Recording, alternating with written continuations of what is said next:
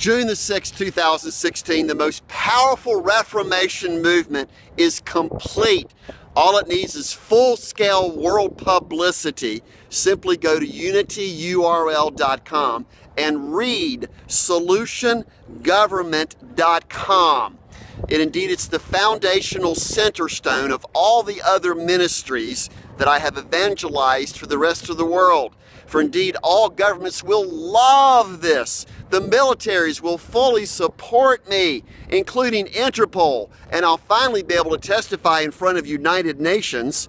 We're here at the Unification Statue in Hong Kong at the Convention Center, the Three Flags. I will be able to fill this entire convention center up with people who are hungry for justice and equality as the most powerful author, biblical journalist, and secular as well as non-secular problem-solving consultant.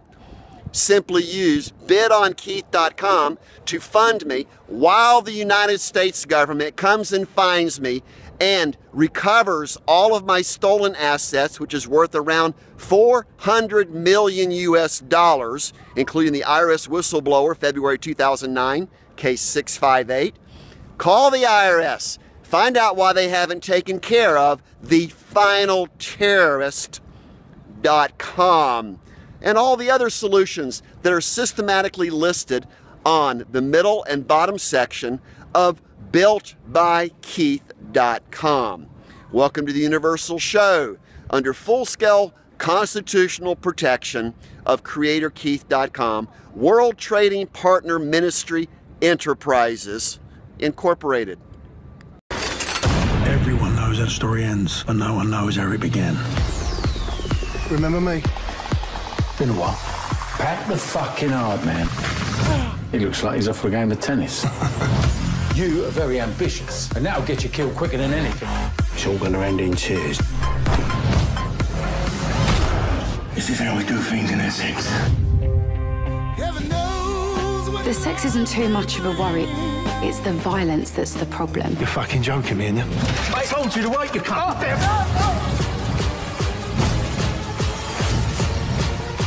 I'm gonna make you famous. You fucking maniac.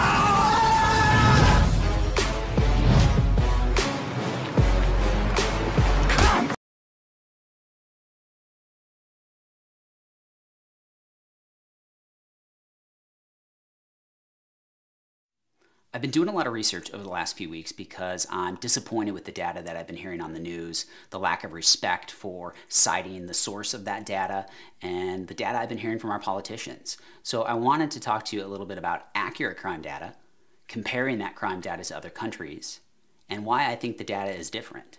So let's go over to FBI.gov and look at the Uniform Crime Reports. These are reports the FBI has been putting out every year for a long period of time. What I like about these is that these are unbiased and that the FBI does not advocate policy. I have a hard time accepting statistics from organizations that are actively lobbying Congress or in some way, shape, or form are trying to create policy. So let's look at the national data for violent crimes. Let's look at 1992. We'll see that in 1992 we had a violent crime rate of 757 per 100,000 and a murder rate of 9.3 per 100,000. Now let's fast forward to 2011. We have a violent crime rate now of 386 per 100,000. That is a 50% reduction in violent crime. We have a murder rate of 4.7 per 100,000. That is a 54% decrease. So what I find astonishing about these numbers is that nobody's talking about it. Our media isn't talking about it. Our politicians aren't talking about it. I mean, we have a 50% reduction in the violent crime rate over the last 20 years, yet no one is taking credit for it. I find it, pretty astonishing. It's unbelievable. Does it not play into their fear agenda? That, you're going to walk outside your front door and you're going to get shot? I can't make any sense of it. And so I started looking at the data even further to see that the crime we do have, where is it coming from? When you start to look a little more closely at the data, one thing you'll notice. In metropolitan areas where the population is greater than 250,000, Our violent crime rate is double that of the national average. Our murder rate is double that of the national average as well. When looking at the data, you can pinpoint where the crime is coming from. I mean, you can dissect that data even further and look on a neighborhood level and see where the true trouble spots are. So I want to know, who's working on improving that? I mean, I notice that whenever you try to bring something like that up, it's always a redirect. You know, they want to compare America to another country. You know, America, you guys are always so much more violent than the British. I mean, are we? So let's go over and look at the Home Office. The Home Office keeps statistics that are comparable to the FBI. We're going to be looking at just England and Wales. Northern Ireland and Scotland keep their own crime stats, and those stats are slightly higher. So the England and Wales stats we're looking at will be just a little bit lower. And just to let you know, England and Wales has a population of 56 million. Northern Ireland and Scotland would be about an additional 10 million. So we're just looking at the population of England and Wales. Let's look at 2011. 2011, England and Wales had 762,000 violent crime offenses. That is a ratio of 1,361 violent crimes per 100,000. That is 3.5 times the violent crime rate of the United States. England and Wales does have a murder rate of 1.3. That is lower than the United States, but I think it's important to also look at the overall violent crime. And this is something that you don't hear on the news because they want to pick and choose their stats that meets their agenda. But when you clearly look at overall violent crime, the UK has much, much more than ours. So, less guns does not necessarily mean less violent crime. Now, they do have a lower murder rate, but there's a lot of other factors to look at when you're comparing country to country. And there's one important piece of data that is not taken into consideration. As I already mentioned before, the United States, the bulk of our violent crime is in very small pockets in large metropolitan areas. In the US, we have 186 metropolitan areas where the population is 250,000 or greater.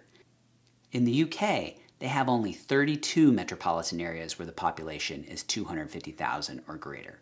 There's a lot of different data to take into consideration when comparing country to country, and honestly, we've just scratched the surface. But one thing I'll tell you is our media and our politicians have not been clear with this. They make it seem so much easier than it is. And there are a few things that we do know. Over the past 20 years, our violent crime rate in the US has dropped by 50%. We know where the crime is coming from, metropolitan areas with population of over 250,000. We know that the UK has a higher violent crime rate than us. And we also know that we have 6 times more large metropolitan areas than they do. All of those factors have to be considered. I feel like our media isn't being honest about this. They're using the public airwaves to spread their agenda and wrong information, Piers Morgan, as well as our politicians that are already introducing legislation before they even understand what the problem is, Dianne Feinstein. Did you know in 2011, out of the homicides that were caused by firearms, only 3.5% were caused by rifles, and the AR-15 is a subset of the rifle group. Way to pinpoint the problems. I'm going to tell you what, if they want to solve violent crime, they need to put on their boots and go to those neighborhoods and figure out how to improve the poverty level, how to create jobs, and how to improve the education system. That is how you're going to reduce the violent crime in those neighborhoods.